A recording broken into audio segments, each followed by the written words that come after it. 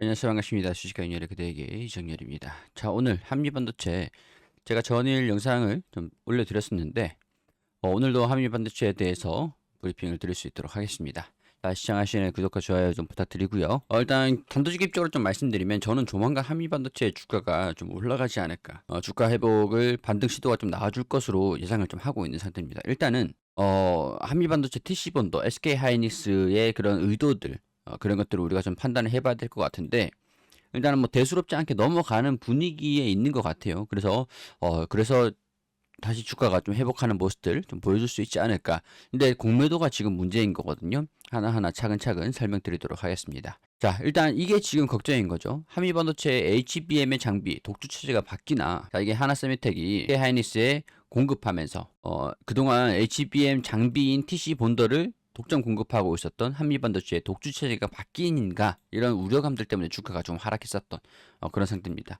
근데 이제 SK하이닉스가 이 하나세미텍의 그 TC본도 장비를 확정을 지어서 공급을 받았었죠. 자, 근데 이 기사를 보면은 정말 대단한 기사가 아닌가 합니다. 하나세미텍이 특허 침해 소송 중인 TC본들을 SK하이닉스에 납품하는 것을 본 김동선 부사장 주도로 강행하고 있는데, 특허 침해가 인정될 경우에 SK하이닉스가 해당 장비를 이용한 부품 AI 칩 생산까지 다 중단해야 되는 초유의 사태가 발생될 수 있다. 한미반도체는 SK하이닉스에 HBM 전용 TC본도 100여 대를 납품하고 있다. 법조계에 따르면 한미반도체가 12월 4일 서울중앙지법 하나정밀기계를 상대로 TC본도 특허권 침해 소송을 제기한 바 있는데, 이 2월 9일에 답변서를 제출했지만 23일 답변서가 부실하다는 이유로 보정 권고를 받았다고 해요. 뭐 반박할 내용이 없거나 성의가 없는 것으로 오인할 수 있는 이 서투른 대응으로 주목을 받고 있다. 이후에 소송 대리인을 선임했다는 후문이 있죠. 과거에 한미반도체하고 삼성전자하고 이 특허 소송도 전례가 좀 있기도 했습니다. 한미반도체가 특허 소송에서 승소를 했죠. 삼성전자를 이겼죠. 이 관련된 전례를 여기서 얘기를 하고 있는 건데, 이 삼성전자가 특허 리스크를 간과하다가 유사한 사례로 타격받은 전례가 있다. 이원화를 추진하다가 반도체 생산에 차질이 생겼고, 그 후유증이 아직까지 HBM 분야에서 SK하이닉스에 뒤처지는 원인 중 하나로 꼽히고 있다. 한미반도체가 2000년대 초반에 소잉 앤드 플레이스먼트라는 반도체 후공정 장비를 자체 개발했었는데, 삼성전자가 이 제품의 주문을 끊고 세메스가 특허를 침해 유사 장비를 만들어서 삼성전자에 공급했던 사건이 있었는데, 이 한미반도체가 이 세메스를 상대로 특허 침해 소송을 제기해가지고 이 장비의 생산과 판매를 금지시키는 판결을 내렸다. 삼성전자가 해당 제품을 대체할 장비를 자체적으로 개발할 상황들이 발생을 하게 됐는데, 이번에 하나 정밀 기계도 이 삼성전자의 과거의 사례와 상당히 유사한 상태라는 거죠. 만약에 SK하이닉스가 이 하나에 납품되는 TS 본더를 이용해서 HBM용 부품, AI 칩 생산까지 차질을 빚게 된다면, 이제 우리나라에서 수출을 하고 있었던 엔비디아의 HBM, 여기 신뢰에도 악영향을 줄 수가 있고, 이거는 국가 반도체 산업에도 차질을 미칠 수 있는 내용들이기 때문에 TC 본더로 또 사고 치다 보면은 잘못하다간 집안 망신까지 당하니까 주의해라, 뭐 이런 사설의 기사이기도 합니다.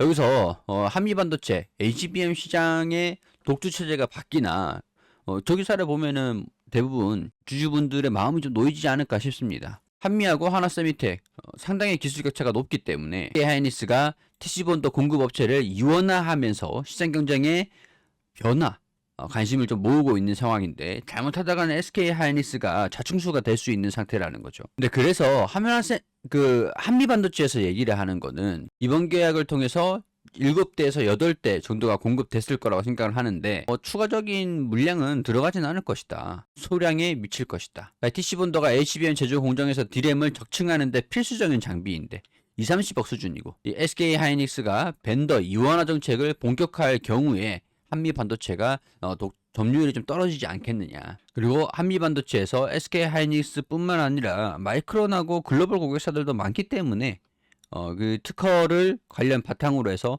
경쟁력을 유지할 것이다. 이렇게 얘기를 하면서 30억 원 규모의 자사주를 추가로 매집하면서 지금이 주가를 하락한 거를 기회로 활용하고 있는 모습을 보여주고 있죠. 사실 지금까지 이 한미반도체가 이 TC본더를 독점하고 있는 상태에서 이 SK하이닉스 입장에서는 좀 매출을 늘리기 위해서 TC본더를 납품 받는 거를 이원화시켜야 되는 게 기업 입장에서는 중요하다라고 계속 제가 말씀을 드렸었죠. 그렇다고 이게 특허를 침해하면서까지 진행을 하는 거는 말이 안 된다는 거고, 한미반도체의 장비를 더 사주면서 그렇게 진행을 했었어야 됐는데 SK하이닉스가 이렇게 좀 조급하게 진행을 했었던 이유가 있더라고요. 3년 뒤에 AI 반도체용 HBM 용량을 5배 늘린다. 블랙웰 울트라 탑재량을 늘리겠다. 이거 분명히 SK하이닉스 입장에서 이걸 다 공급을 해야 될 거 아닙니까? 그러면 SK하이닉스가 그만큼 생산할 수 있는 TC 본도가 필요하겠죠. 그렇기 때문에 이 TC 본도가 굉장히 중요한데, 한미 반도체의 독주 체제가 유지되고 있다 그러면 영업 이익에 대한 부분에서도 SK하이닉스 입장에서는 끌려가는 형국이 될 수 있기 때문에 이런 부분이 굉장히 불안한 요인들이었다. 당연히 엔비디아가 이런 HBM을 더 탑재한다고 SK하이닉스에 요구를 한다면 SK하이닉스가 이 물량들을 납품할 수 있어야 되지 않겠습니까? 근데 TC본더가 한미반도체에만 의존을 하게 된다고 하면은 마이크론이라든가 삼성전자라든가 만약에 다른 회사들 이 HBM을 생산할 수 있는 기술력을 끌어올려주는 다른 회사들이 한미반도체의 TC본더를 사용을 하게 되면서 물량을 맞춰져 버리게 되면은 SK하이닉스 입장에서도 이 HBM을 납품하는데 엔비디아가 요구한 그 수요를 감당하지 못할 가능성이 있으니까 SK하이닉스도 시장의 지위를 잃어버릴 수 있는 우려가 생겨버리는 거죠. 그러니까 올 하반기 블랙웰 업그레이드 버전인 블랙웰 울트라를 선보인다. 내년 하반기부터는 루빈을 2027년도는 루빈 울트라를 출시할 계획이다. 세대를 거듭할수록 HBM 용량이 대폭 늘어나는 것이 특징이다. 자, 그럼 여기서 우리가 한미반도체에 대한 전망도 나와 있죠.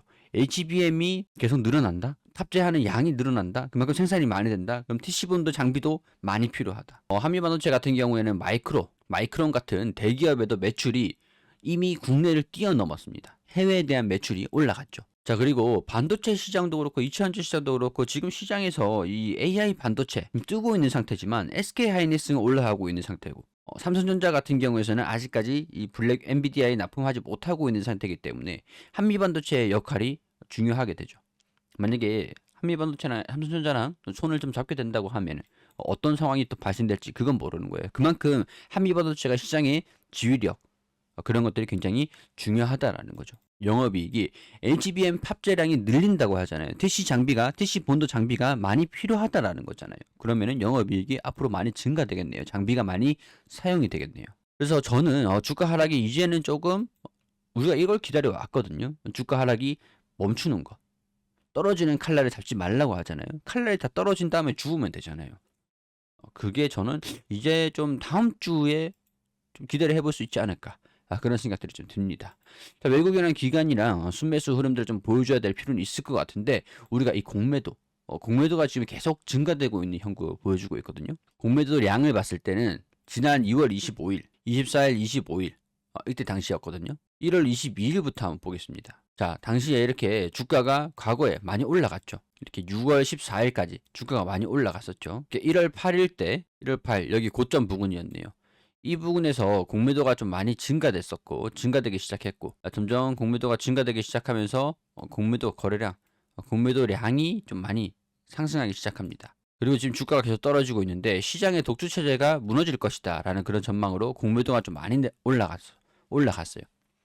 종가가 88,500원 수준이었는데 공매도 거래 대금이 누적 공매도량이 증가되고 있었죠. 3월 14일 이때까지만 하더라도 공매도가 많이 증가되면서 매매 비중의 13%가 넘어버립니다. 지금 형국을 보면은 공매도가 이기느냐, 공매도가 무조건 수익을 볼 수 있는 건 아니거든요. 부담이 될 수는 있죠. 이걸 한번 좀 털어내면서 가든가, 아니면 상승한 다음에 공매도 때문에 살짝 털림 당하고 한번 출렁거린 다음에 올라가는 형국을 보여줄 수는 있을 것 같습니다. 저는 일단 여기에 대한 대응 전략들, 향후의 주가 예측 시나리오 어느 정도 힌트는 다 드렸는데, 시험적으로 말씀드리기 전에 앞서서 이 이벤트 혜택에 대해서 설명을 드리고 전략들을 말씀을 드릴게요. 자, 우리 주식가연열의 그대에게 협력사 보네스트 투자자문 제도권 금융사입니다. 이건 혜택 첫 번째 검색식인 건데, 이 검색식으로 말씀드릴 것 같으면 우리가 모든 종목들을 차트를 다 확인할 수는 없잖아요. 시장에 상장되어 있는 모든 종목들을 차트를 다 보면서 수급이나 재무 그리고 실적 다 분석하기는 어렵단 말이에요. 그래서 제가 이 검색식에서 순이익이 좀 잘 나고 있고, 순이익률이 올라가고 있고, 외인 또는 기관에서 일정 기간 이상 순매수를 해주고 있고 연속적으로 기술적으로 갑자기 상승하는 모습들을 보여주기 시작한 종목들을 알려줘. 그걸 이제 검색식으로 넣은 거예요, 조건을. 자, 그렇게 나오는 것들이 12월 4일에 써니전자, 그리고 코나아이가 있습니다. 자, 기간 내 3개월 이내에 60%, 70%라고 되어 있는데, 자, 코나아이 보세요. 여기 12월 4일이죠. 12월 4일 이날입니다. 자, 이렇게 급등하기 전에 신호 종목들이 나와가지고, 그 이후에 12월 16일, 이게 18,000원 부근 정도였는데, 주가가 13,000원까지, 33,000원까지 70%가 올라갔습니다. 이런 종목들, 나와주고, 그리고 코나아이, 써니전자 같은 경우에도 바로 여기 12월 4일 급등하기 바로 직전에 바로 이 신호가 나와준 게 된 거죠. 검색식에서 종목이 추출이 된 겁니다. 이때 당시에가 1,800원도 수준이었는데 3,235원까지 이것도 한 80% 정도, 70% 정도 상승하는 모습을 보여줬죠. 그리고 운이 조금 좋았는데 이때 12월 4일에 파미셀 검색이 됐죠. 12월 4일에. 파미셀 같은 경우도 여기 급등하기 전에 정확하게 12월 6일, 6일이네요. 12월 6일이네요. 6일. 정확하게 12월 6일 이날 검색이 됐어요. 자, 이날 12월 6일 이날 검색이 되고 난 다음에 지금 주가가 어떻게 되고 있죠? 자, 12,920원까지 150% 가까이 상승을 했습니다. 170%가량이 될 거예요, 아마. 자, 여기 보면은 고가 5,250원이죠. 자, 5,250원에서 12,920원까지. 이걸 다 드셨을 거라는 거 말씀을 드리는 건 아니에요. 150%. 150% 정도가 상승했다. 자, 이런 종목은 뭐 운이 좋아야 좀 나오는 것들이지만 일단 어쨌든 간에 이 검색식을 제가 조건식을 드립니다. 자, 근데 이거를 이제 PDF로 그냥 뚝 전달해 드리면 우리 시청자분들 연령층이 좀 높기 때문에 검색식을 만들어 보지 않으신 분들은 좀 어려우실 수가 있어요. 그래서 제가 어떻게 이렇게 하나하나씩을 입력하는지 영상들을 촬영을 해가지고 어떻게 이렇게 사용을 하면 되는지까지도 영상들을 같이 드리게 됩니다. 자, 이건 영상이랑 PDF로 받으셔야 되기 때문에 제가 메일로 보내드리게 되는데 우리 영상 하단에 더보기가 있어요. 영상 더보기 보셔가지고 신청할 수 있는 방법들 나와 있습니다. 그리고 이메일을 주셔야 돼요. 이메일 다른 분들, 어떤 분들은 몇몇 분들은 이메일 주소를 잘못 주셔가지고 제가 못 드렸는데 신청을 했는데 못 받았다 하시는 분들은 내가 이메일을 잘못 보냈구나 라고 생각하시고 다시 보내주시면 됩니다. 그럼 순차적으로 제가 보내드리도록 할게요. 바로 두 번째 혜택, 보네스트 투자자문이 제도권 금융사입니다. 우리 증권사에서도 리포트가 나오잖아요. 보네스트 투자자문에서도 주간 리포트가 나오는데 이 주간 리포트도 어떤 이슈들, 어떤 업황들 이렇게 다 나와 있는 거 다 받아보실 수가 있어요. 여기서 이 종목이 있습니다. 어떤 종목들이고 어떤 산업에 대한 전망들을 가지고 있고 우리가 이 업종에 대한 업황들을 알게 되면 이 이슈에 대해서 우리가 기회를 잡을 수가 있어요. 이렇게 좀 다 알려드리는데 가치 투자로 접근을 해서 유통주식수가 얼마고 내재 가치가 얼마고 향후의 전망치가 얼마가 되는데 그래서 목표가가 얼마다 이런 식으로 주간 리포트를 제공을 해드립니다. 주간 리포트도 무료로 다 드리는 거예요. 그리고 세 번째, 우리 한미반도체 같은 경우도 우리가 혼자서 대응을 잡기에 굉장히 조금 어려우신 분들도 계실 거니까 종목 진단을 받을 수가 있다는 거. 제도권 금융회사다. 그리고 카톡방도 이렇게 하고 있죠. 이렇게 다 대화하고 있는 거 보이시죠? 이런 식으로. 자, 그리고 제가 방금 지금 보여드리는 검색식도 어떻게 하면 되는지 다 교육도 진행을 합니다. 이런 식으로 어디 타점에서 잡으면 되는지 다 교육도 진행을 해주시고 종목도 추천을 해주시는데 이 종목들도 실력이 좋으셔가지고 수익률이 좀 잘 나고 있습니다. 자, 동양철관 있죠. 3월 18일에 드렸던 동양철관, 이 장중에 9시 10분에 드린 거거든요. 이렇게 9시 10분에 드렸는데 종목 브리핑하고 다들 잡으셨죠? 한번 확인해 주셨고 잡으신 분들 자유일절 이렇게 해가지고 자, 이분은 150만 원을 벌었어요. 하루 만에. 그리고 동양철관 당일에는 10.95%. 이게 바로 어제였는데 오늘은 1315원까지 올라갔습니다. 890원에 드렸는데 이게 1315원까지 올라갔어요. 자, 그러면 47%가량이 급등한 거죠. 종목들도 드리고 있고 이렇게 이것도 뭐 46% 올라간 게 클로봇도 있었고 주력주 15% 있었고 35% 휴스틸. 자, 이렇게 방에 오셔서 함께 하시면 된다라는 거죠.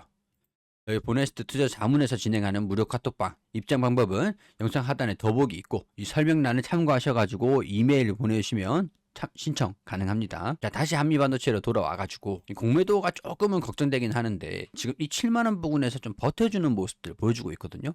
살짝 공매도가 탈출할 수 있도록 8만 5천원 정도까지만 해가지고 공매도가 좀 줄어들면 그때부터 이제 주가 상승 시작하지 않나. 그리고 이 10만원 부근에서 차익 실현들도 조금 나올 것 같습니다. 이건 왜 그러냐면 우리가 항상 전고점과 저점의 절반 부근을 조심해야 된다고 말씀을 드리거든요. 저점과 이 저점이 또 확인이 되면 여기 자 이런 식으로 고점과 저점이 있죠. 그리고 이 절반 부분이 굉장히 좀 조심하셔야 되는 게 여기서 제가 10주를 가지고 있다가 여기서 지금 10주를 매수를 하잖아요. 그럼 평균 단가가 절반이 낮아집니다. 그럼 반등이 나왔을 때 여기서 20주를 털어버리면은 아니면 여기 10주를 털어버리면 다른 사람들이 그렇게 대응을 하면 손실을 안 보고 탈출할 수가 있죠. 내가 여기서 10주를 사가지고 평균 단가가 떨어진 다음에 10주를 대응을 했는데 또 떨어졌다가 10주를 사가지고 또 반등 나왔다가 그럼 평균 단가가 또 떨어집니다. 자, 이런 식으로 대응 잡아가는 게 굉장히 중요하다는 얘기인 거죠. 그러니까 제가 이 절반 부분인 10만원 여기서 공매도가 탈출한 다음에 살짝 올라가는 모습들을 보여주면 다음 주 돌파하는 모습들을 보여주는지 체크를 해보면서 이 10만원 부분을 주의하면서 대응을 잡아가시면 되지 않을까 이렇게 힌트를 드리고 싶습니다. 자, 이런 것들은 개인적인 의견들이기 때문에 투자 판단은 여러분들이 해주실 필요가 있다라고 항상 설명을 드리죠. 저를 믿지 마세요. 자, 이렇게 한미반도체 제가 물가 분석을 해드렸는데 가급적이면 매일매일 분석을 해드려 볼 테니까 구독과 좋아요 부탁드리고요. 내일 또 저희 채널에 오시면 최대한 상세하게 분석을 드릴 수 있도록 하겠습니다. 다시 시청해주셔서 감사드리고 구독과 좋아요 부탁드리고 저는 다음 영상에서 인사드리겠습니다.